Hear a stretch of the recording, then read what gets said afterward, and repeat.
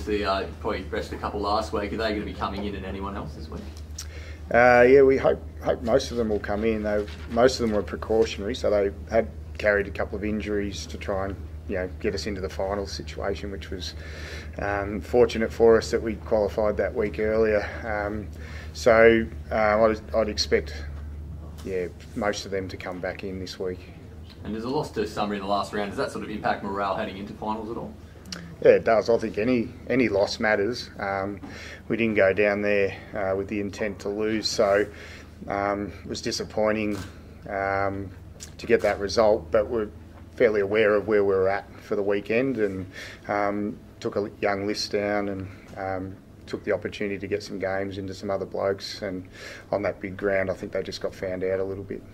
And obviously you've been blooding a lot of young players throughout the season. You've been happy how they've been coming in and doing a job for you each week? Yeah, very happy, yeah. I mean, that's the key with the young guys coming in, just so they're clear on their role and they can perform that consistently is just all we've worked on, quite simply. And they've had some great on-field leaders around them, some really experienced players that have had some really strong years for us, so that's obviously assisted them on the ground as well. And obviously Arthur in the back line, is he likely to get the job on Mark Hall this week? Yeah, I think that's probably the best matchup. Assuming all things are on par when Melton run out, that would be the plan for us, yeah. Dale, you had a game down there at Daly Oval earlier this year. It was really wet conditions, gritty sort of affair. Looks like it could be similar conditions this weekend. Are you hoping it's a bit of an arm wrestle? No, not necessarily. I mean, the ground's a good-sized ground, so we've probably focused throughout the year on being more focused on getting the ball forward and getting shots on goal, because in the first third of the year we probably struggled with that part of our game, and we've had a really consistent back six all year, so defensively we've proven to be okay. No, we've probably, if anything, tried to focus on being more offensive than anything. Lee, it's a big year for Melton after a long wait. You've been out of the finals, and over the last couple of weeks, once you've known you're there, there's just been a great feeling around the club.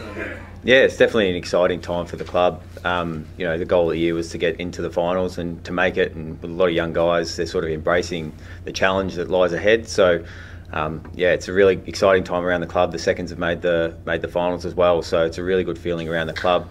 Obviously, a bit starved for success over the last few years, but coming into this time, we don't fear anyone. We've got a really good side that's sort of competed well against all the other top six sides, so we respect everyone, but obviously don't fear anyone either. There's been a strong model with recruiting as far as getting former players back, not unlike what Bacchus Marsh went through for their premiership year a couple of years ago, and that's really been a big part of the success this season, the way the players have bonded together because they've been together a long time. Yeah, that's right. A lot of the guys have played junior footy together, so they've really spent a lot of time together, played a lot with each other, so they know what each other does and some of the things that they do. So having them together, they're also great mates off the field. We've sort of tried to strengthen that bond within the group, so there's a really good vibe around the club at the moment. Tell us about Aaron Timms. Came last year as an assistant coach, stepped up, he's an experienced coach. What's he brought to the group that's been a little bit different? I wasn't at the club last year, but knowing Aaron, he's a very passionate guy, and he's always willing to try and help guys get better. So he's tried to really to instill a culture where everyone's trying to get better at each training session and doing all the right things and being professional with everything that they do. So, and that's sort of flowed through to what happens on game day. And getting a close win against Bacchus Marsh, really just what you wanted, because it was a finals-like game, a lot of pressure, hard at the football, and you guys stood up, and then in the last 5 minutes or so, when Bacchus Marsh was coming at you, you stood tall.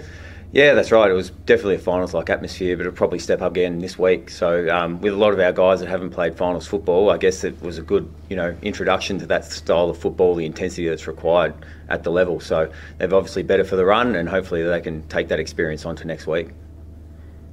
Lee, there was big celebration after that win, and rightly so. Yep. But is there a chance that could maybe even overshadow this week and end up being a bit flat?